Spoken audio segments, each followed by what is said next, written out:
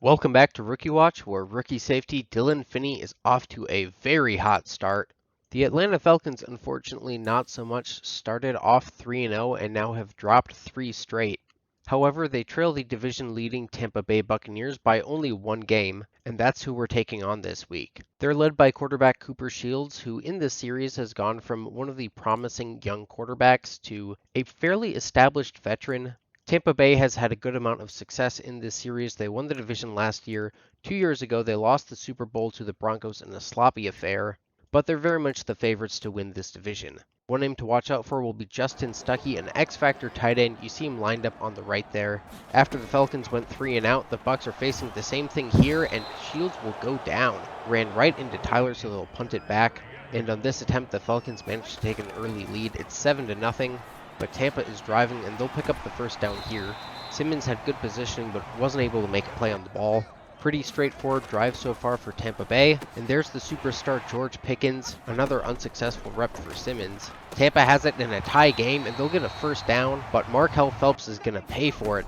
Finney laid the wood on him there. Couple plays later, Shields firing to French, and it's knocked into the air by Finney, falls incomplete. That leads to a second down, attacking Finney in coverage again, and he almost had a pick, but Stuckey reached out and caught it. 3rd and inches though.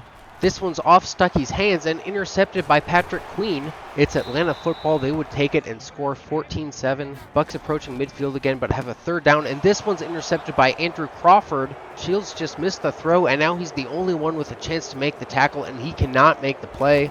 Crawford dives into the end zone. I think that's his 2nd touchdown of the year. He had one of almost 100 yards earlier in the season, but this one will give Atlanta a 14-point lead before halftime. But Tampa still has some time, and they're going to try to close that gap. At the 50-yard line, 2 timeouts, 1:20 to go. Shields lays it up to Pickens. Finney knocks him down, but that catch was made because Crawford vacated his zone. It would lead to a field goal into the second half. Atlanta has answered.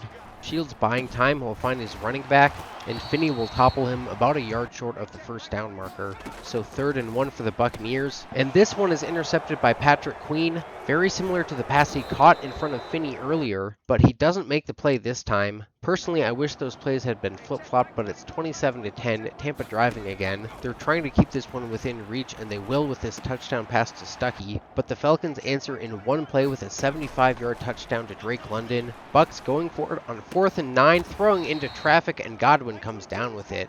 Not what I'd call inspiring defense, but another 4th down here. Finney shoots the gap and stops him short. What a play. It's 37-17. All formality at this point. And a little revenge for Simmons. He's got the Falcons' 4th interception of the day. That would do it in this one. Atlanta runs out the rest of the clock. Pretty rough day for Shields on the stat sheet. He looked pretty good at times, but also missed some makeable throws. I think he's one of those quarterbacks that just doesn't have very much short accuracy because the CPU just never upgraded it for him. Lamar Jackson gets a 130 rating for some reason, but he wasn't really particularly good, just not a lot of attempts and a touchdown. Nothing special on the stat sheet for Finney today, just a lot of tackles. Around the league, Denver wins a high-scoring one against the Ravens. Brock Purdy and the Colts blow out the Browns. The Bears beat the Giants. That's a big upset. I think it might be the Bears' first win. I'm not 100% sure on that. And now we've got a Thursday night game against the Eagles. They're off to a rough start. I think they've lost 4 straight, 2-4, something like that. But we've seen this Atlanta team play some ugly games. Nothing is going to be an easy win for us at this point. Tim Pearson is the Jalen Hurts replacement, and Jalen Hurts he is not.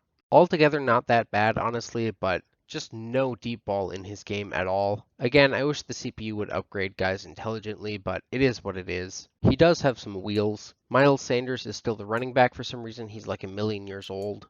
They do, however, have a very good receiving core. Devontae Smith is an X-Factor. A.J. Brown is still here, though he's dropped down to a star. And they've got a pretty good 3rd-year receiver, only 23. And this offense is driving. It's mostly been Miles Sanders. He's been really hard to take down. 3rd and 6 at the 22 for the Eagles. They're going to trust Miles Sanders with it. He breaks a tackle, almost gets away from Patrick Queen, but they'll be stopped for a field goal. Or not. They're going to go for it. Good blocking up front, and Sanders has a first down. Ultimately, they'd kick a field goal anyways, but they're right back down here midway through the second quarter. Nothing doing yet for the Falcons offense.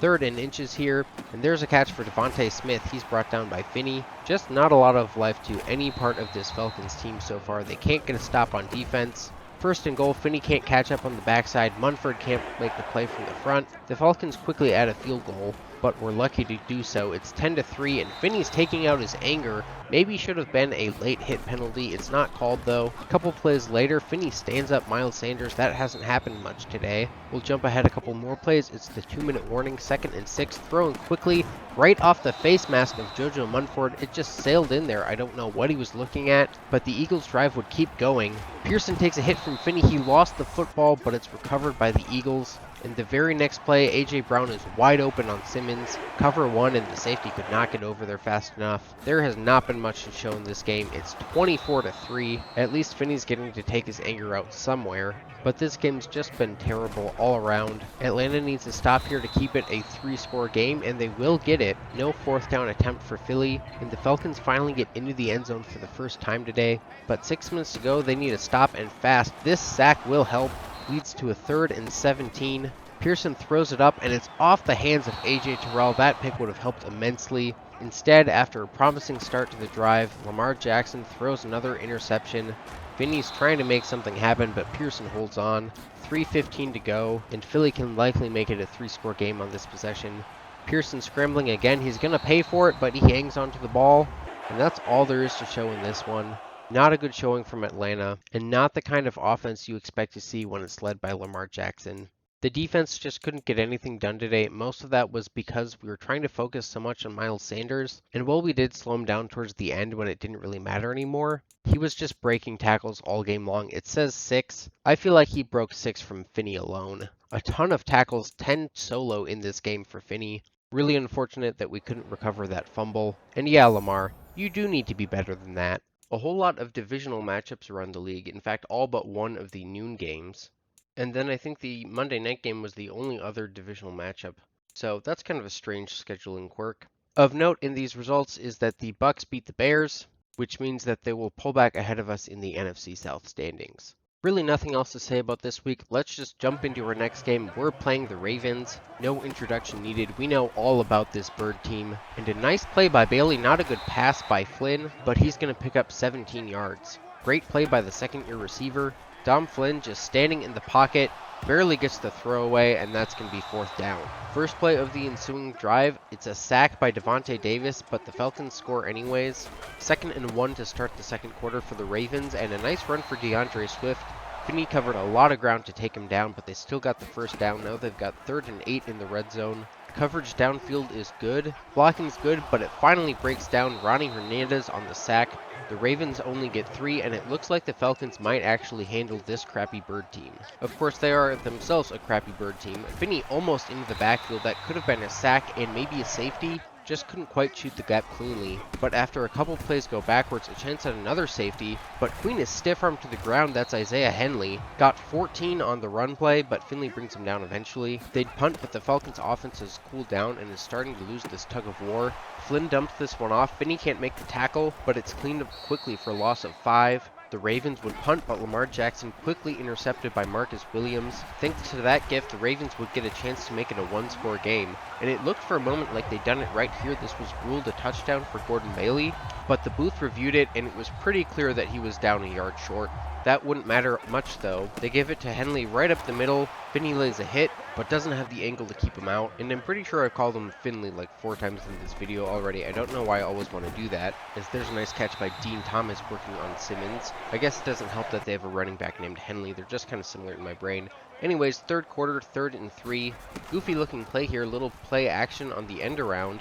Flynn throws it up, but Simmons is there and he makes the play. 2nd interception in as many weeks, and Flynn just threw it right into his zone. Must have completely misread the coverage. It's going to stay a 4-point game though. The Falcons offense hasn't done anything since its first 2 drives, but Flynn is going to Flynn. He slipped and is sacked as a result. They'd punt, but another Marcus Williams interception put the Ravens in the red zone, now on the doorstep to start the 4th quarter, and DeAndre Swift is easily into the end zone. Thankfully, their lead would not last long. The Falcons finally get back in the end zone. 3rd down here, Mark Andrews fighting through contact but can't keep his feet. And though the Falcons only added a field goal, they took a ton of time off the clock. 1:06 remaining for the Ravens. No timeouts remaining. It's all going to come down to Flynn's arm, which is not a good sign for the Ravens. Little checkdowns like that aren't going to do it. 6 seconds, and they need all 36 yards. And Flynn isn't even going to get the throwaway. He's going to be sacked for a loss of 13, and that will end the game. Really seemed like the Dirty Birds should have pulled away a lot earlier in this one. Not sure if the rain affected them. It didn't seem to on those first 2 drives. Dom Flynn is exactly who we thought he was. The Ravens only scored 3 points not off turnovers. The problem was Jackson giving it away in his own territory multiple times. If not for that, the drought through the middle of the game really doesn't bother you as much. Not a ton on the stat sheet for Finney today, 4 tackles. Unfortunately, couldn't wrap up the running back for a loss on that one, but did make a good play there. Certainly had an effect and was good in coverage as well. Here are your scores around the league for Week 9. Seems like there's a lot of chaos in the NFL this year. I certainly don't have all the standings memorized or anything, but just based off previous years and previous weeks, it seems like there's a lot of upsets, either teams that were good last year or teams that were getting blowout wins earlier in the season. Speaking of blowout wins, the Bucks obliterate the Browns, so we don't gain anything on them. And speaking of teams that are underperforming, this week we take on the New York Giants. They're only 5-4. Despite having one of the league's best offense, they seem to always have a high-scoring game, but are allowing a lot of points as well. I actually meant to do turnovers here, but accidentally did rushing yards, which is fine. Edwards is looking really good. Would like the CPU to up his short accuracy a little bit, but it's certainly playable. More than that. And he's having a really good year. This is year number 4 for him, same as Hargrove. On track for the most yards in his career and the most touchdowns, I believe. Interceptions are a little elevated, however, but he's taking sacks at the lowest rate of his career so far. Saquon Barkley is nearing his mid-30s, but he's still looking really good. I'd expect he drops off hard this year or next, however. And they've got a great receiving core, including Michael Gillespie, last year's Rookie of the Year, and also Casey Manning, my old draft crush. Wearing the alternates at home today. I usually forget to mess with jerseys, but thought to do it this time. These ones look pretty slick, and we've got a 3-0 lead with them early. And Saquon showing off the moves. Doesn't look like he's aged a day. So first down for the Giants. It's play action. Finney totally bought it and nearly got a sack out of it anyways. Just ends up being incomplete, but that would lead to a 3rd and 5. Lots of time for Edwards, but it's going to run out. He loses the football, but the Falcons can't fall on it, so it's just going to wind up being a punt. Another sack for Ronnie Hernandez and a good start for this defense. They're going to need to keep it up, however. Here's the first running play of the day, and Barkley is blasted by Finney. Honestly regretted using the hit stick as soon as I did it. I assumed that was going to be a broken tackle, but it works out that time. We'd wind up getting the 3rd down stop, and it's a 10-0 lead. Passing again on first down is Edwards. He doesn't see anything he likes, and he's finally going to launch it out of bounds. Skipping 2nd down, it's 3rd and 1, and I'm not sure what that blocking scheme was supposed to be, but it did not work. Looked like Atlanta was expecting run, but it didn't matter. No time for Edwards. Under a minute to go now. It's 17-0. Certainly not what anybody expected here. Gillespie is trying to make something happen. 15 seconds now and on the edge of field goal range. Play action. And I should have been in better position for this, but I got locked into an animation. That's going to make this field goal a lot more makeable, so 17-3 at halftime. We've seen a lot of games. Giants have been very pass heavy here, and it's going to work on this one. It's a catch for Danny Boone. Looked like Finney read that one right, just couldn't quite keep up. The Giants finally have their first red zone trip of the day, I believe. But great coverage. I think Dylan Finney is down there covering 2 guys at the same time. Huge loss on first down, and that would lead to a field goal. So still a 2-score game. And Gillespie is wide open over the middle. I don't know why Crawford is dropping so deep. You've got to play smarter. Stay in your zone. Edwards throws it up on first down, and Simmons comes down with it over Freiermuth. 3 picks in as many games. A great stretch for a corner who's been much maligned this season. Atlanta adds a field goal, so it's 20-6, and a big hit for Dylan Finney running downhill on Pat Freiermuth. The Giants keep the chains moving, but it's 3rd and 15 now. Edwards just throws it up to Gillespie, and he comes down with it, but a yard shy. And instead of going for it, they're going to try to kick the field goal. With only 11 minutes to go, I gotta think you should go for it here. This is a 60-yard attempt, and it's going to be no good. Atlanta would turn that good field position into 3 points of their own, so now it's a 3-score game, only 4.5 to go. So the Giants have driven downfield, but not quickly enough. Danny Boone is in for the Giants' first touchdown, though. Not great coverage by A.J. Terrell, but the Falcons respond with a touchdown of their own. It's 30-13. We'll see if Edwards can make a Hail Mary happen just to make this look a little more dignified. Everybody trying to high point it in the end zone. It falls incomplete. It looks like this actually went off Rashad Bateman's hands, but really tough to bring in that much traffic. Edwards was overall just not sharp today. Defense did play really well. I think our coverage was great pretty much all game. And he's not the type of quarterback to run around and make stuff happen with his legs. So he didn't have a whole lot of options. 8 total tackles, 1 for loss for Finney. I'm surprised that 6 of them were assists. I would have thought it was the other way around, but I guess not. The Giants fall to 500. I don't really know what's up with them this year, but that's a really promising game for this team. Both in that the offense didn't really disappear for a long stretch like it has sometimes, and the defense just was good all game long. We've had a lot of games where we've gotten out to an early 14 to 17 point lead, and then blown it because the offense forgets how to play football, and the defense just can't hold a lead that long. We saw it last week with the Ravens, actually. Of course, that's not unheard of for the Falcons. Getting another upgrade here for Dylan Finney. I'm going to continue putting these into run support until zone really falls behind. His coverage skills are great. He just needs to be better in the run zone and a better tackler. Actually, I guess his zone isn't that high, but still want to work on the tackling. Anyways, next game is against the Raiders. They are 2-7. Kevin Blackman has only been back for the last 2 games. If you remember, he fractured his shoulder blade or something like that, which sounds really painful. Not great in his season debut against the Browns, but played well en route to an upset of the Broncos. We saw plenty of him in Season 2 with Eric Lamb. I think we saw him last year as well. And he's the same player that he's always been. Their receiving core isn't great. Unfortunately, it seems Jabari Harrison hasn't really worked out. They took him something like 7 overall a couple years ago. But he is normal dev, hasn't gotten the most playing time, and just really hasn't developed very much. Their offensive line, by the way, stinks. And the defense is full of holes. Having said that, the Falcons opened the game by driving all the way down the field, and then Jackson threw an interception to Max Crosby of all people, so no points to show for it, and it's a good start for the Raiders. Josh Jacobs running all over us. He's going to be cut down by Finney, but well downfield. 3rd and 9 on the edge of field goal range though. Blackman trying to take off. He's going to be a little short of a first down, but Josh Jacobs would pick it up on the next play easily. Now from just outside the red zone, minute and a half to go in the first quarter. Blackman looking to pass, but not for long. He's going to take off. He stood up and lost the football. Finney lands on it. It was Carmichael, the linebacker, who knocked it out. Unfortunately, the Falcons would quickly punt. Barely a minute and a half of game time later, and it's already a 3rd down for the Raiders. They'll pick it up. That's Jaron Sheldon, the tight end, on the catch. Quickly another 3rd down situation. Blackman escaping pressure, but he's going to be taken down by the cornerback Cam Wooden.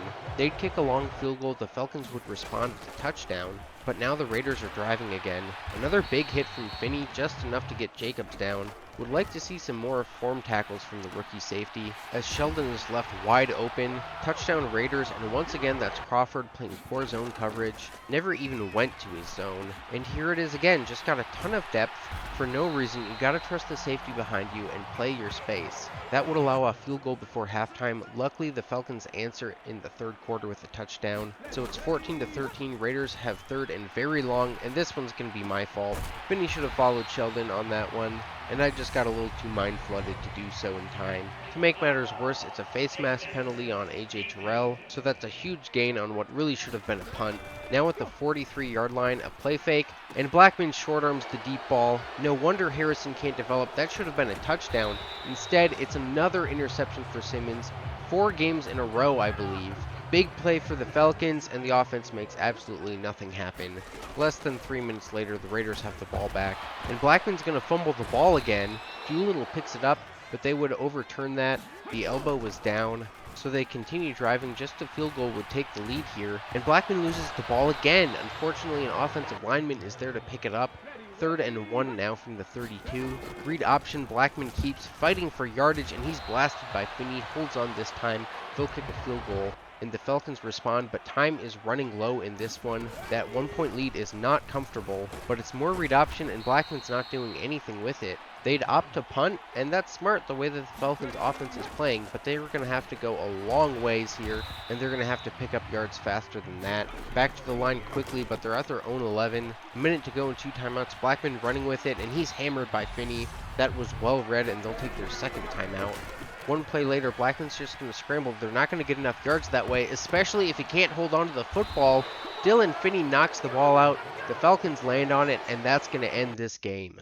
If you couldn't tell, around the middle of the game, I got really frustrated with the zone coverage. I've liked to especially cover 3 a lot in recent years, but it seems like the linebackers just don't know what to do with it. They're always out of position, following guys out of their zone. I've been trying to use it because Terrell is our #1 corner and that's his main strength, but I switched to running simply a lot of cover 2 man, especially at the very end, and it surprisingly worked really well. It helps that they don't have the best receivers, but Blackman kept scrambling, and while I was trying to play a good zone, I was also watching for it with Finney, so it was pretty easy to sniff it out and keep him from doing anything. For some reason, when the quarterbacks run, they seem like they just don't hit the sprint button, like, ever, or at least until they get past the line of scrimmage, and that just takes forever. I wish I could do something about that, but it is what it is. Really good game for Finney. Feels like it's been a while since one of his forced fumbles has actually been recovered by the Falcons. Unfortunately for us, the Bucks keep winning as well, so that loss to the Eagles really hurts. The Bucks also had their bye last week, so technically I think we're only half a game behind them right now. And I think the Ravens are now 0-3 against other Rookie Watch teams this season. Anyways, we take on the Bucks this week. As I mentioned, 3-0 since we last played them, and they're starting this one off well. It's another Lamar Jackson interception, just making life really difficult for the defense when he should be doing the opposite. Nice route by Stuckey. Nobody really around for it, but he's taken down by Finney. A few plays later and after a sack, it's 2nd and goal from the 17. Good coverage downfield. Shields throws to the end zone, and he's got Pickens. That's a sign of great chemistry with your wide receiver, but Drake London ties it on a 63-yard touchdown. 3rd and 5, Pickens can't hold on. This one bounces around a little bit, almost caught on the deflection. They'd punt, but they've got another drive going here, trying to take the lead back. Nothing doing for Terry French on 1st down. Not much else to show from that drive, but they get a field goal and are driving again to start the 2nd quarter. But down goes Shields. That's Ronnie Hernandez again. He's got to be leading the team in sacks. That would knock them out of field goal range, but nothing doing for the offense once again. Finney's doing his best to lay down the law on defense. 3rd down, reading the screen pass perfectly, but the game just did not want me to make the play. Suctioned me into a block, wouldn't let me make the tackle. They're going to keep driving, and they've got 2nd and goal from the 9. Coverage is good, Shields rolling outside, and I should have stayed on my guy. I thought the linebacker would be able to take away both routes, but apparently not. It's 17-7. Bucks have great field position after we missed a 59-yard field goal. I think we should have just gone for it. Instead, the Bucks get good field position. They'll stall out. They've got a 4th down at the 30-yard line, kicking a field goal. No, they're going to fake it, and they're getting nowhere. They give good field position right back, and this time the Falcons would turn it into points. 17-10 to start the 2nd quarter. Tampa driving again, and French is blasted by Finney, just right into a rock-hard shoulder. That would make it 2nd and 7. Shields has Godwin. He hangs onto it through a massive hit, and they're going to mark him just short. So it's 3rd and inches from the 34. Pickens in motion.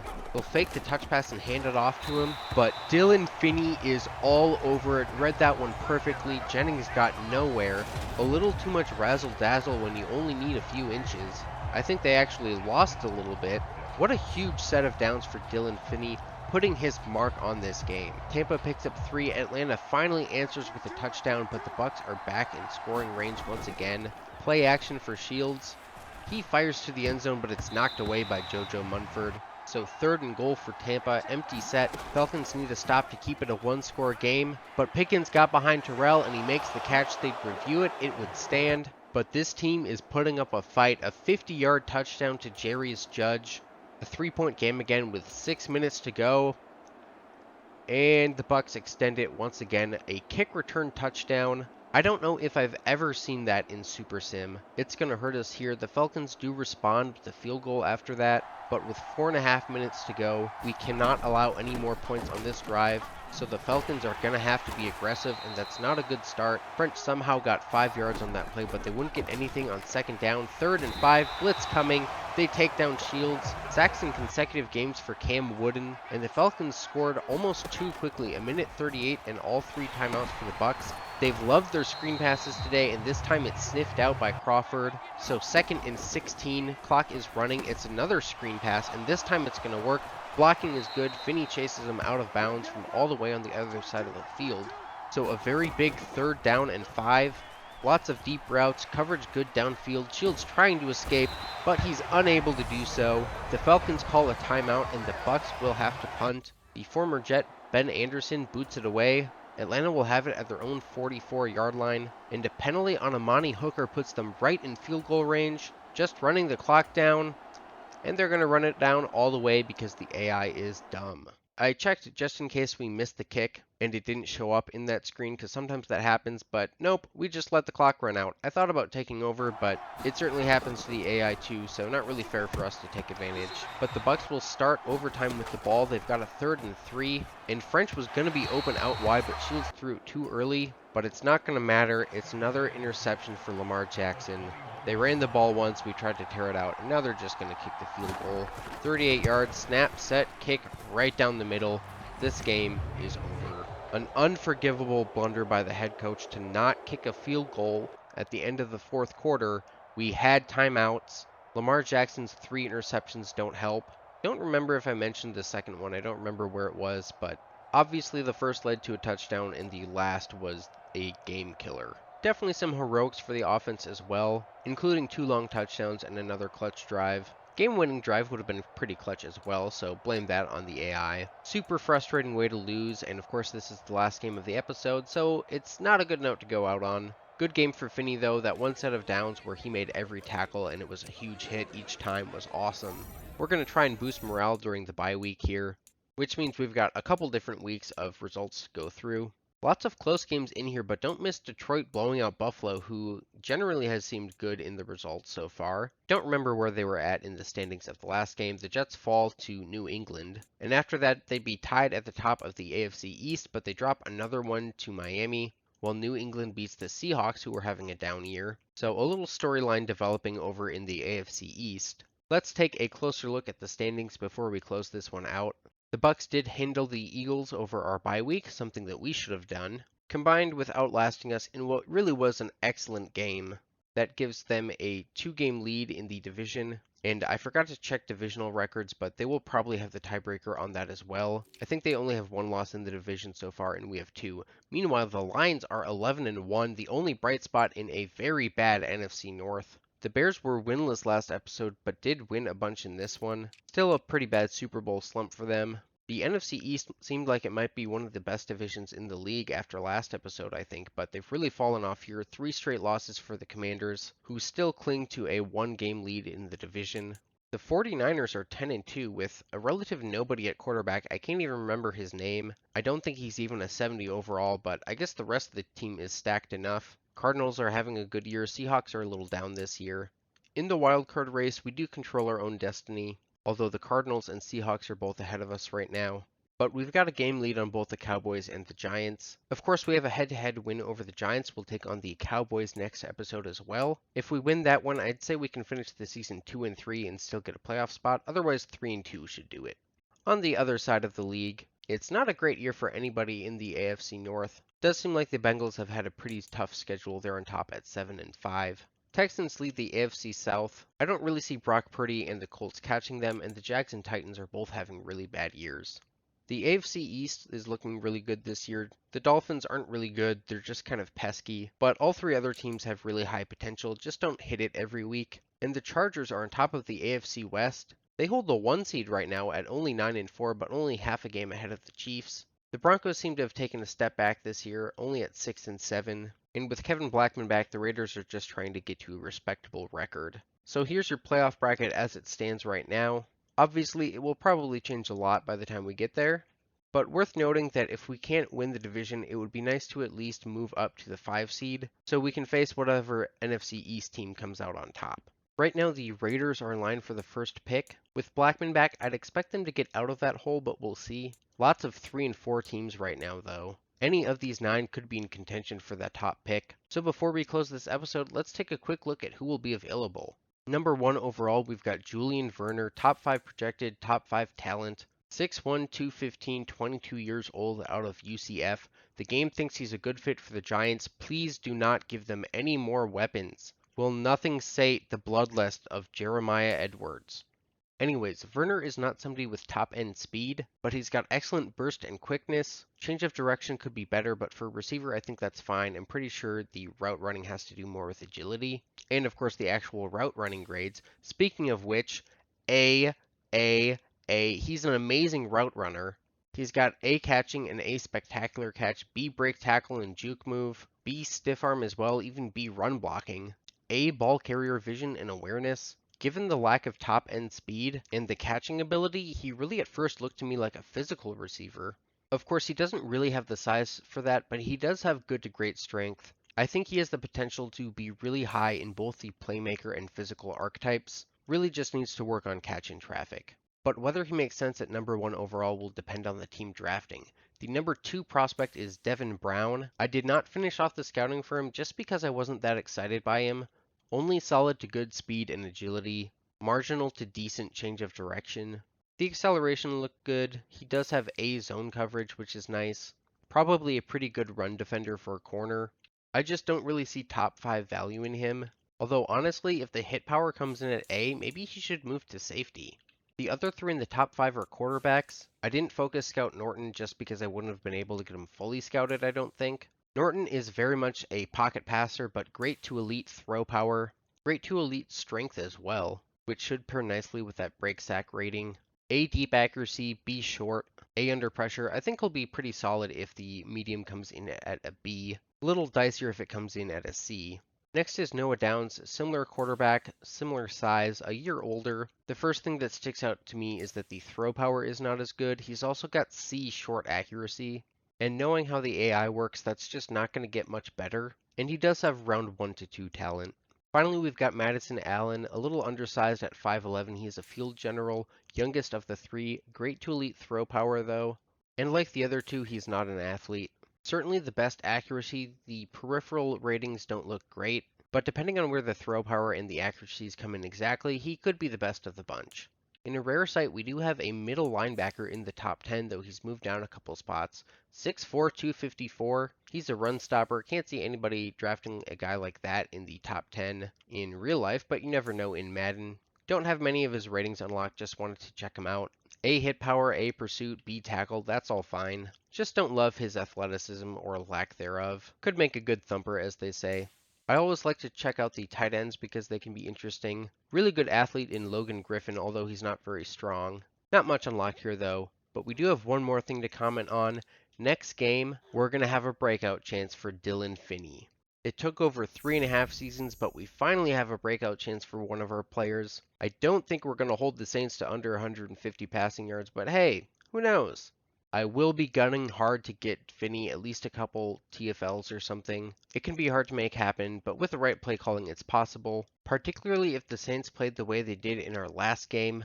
Finney did get an interception and a sack in that one, so hopefully he can have a repeat performance in the Superdome. We'll get into that next time on Rookie Watch. Till then, please leave a like and subscribe if you aren't already. Might be a few days before the next episode. I did run down my backlog a little bit, and I'll be out of town for 4th of July. I'll try to get it out before too long though. Till then, I'm Nose, have a good one.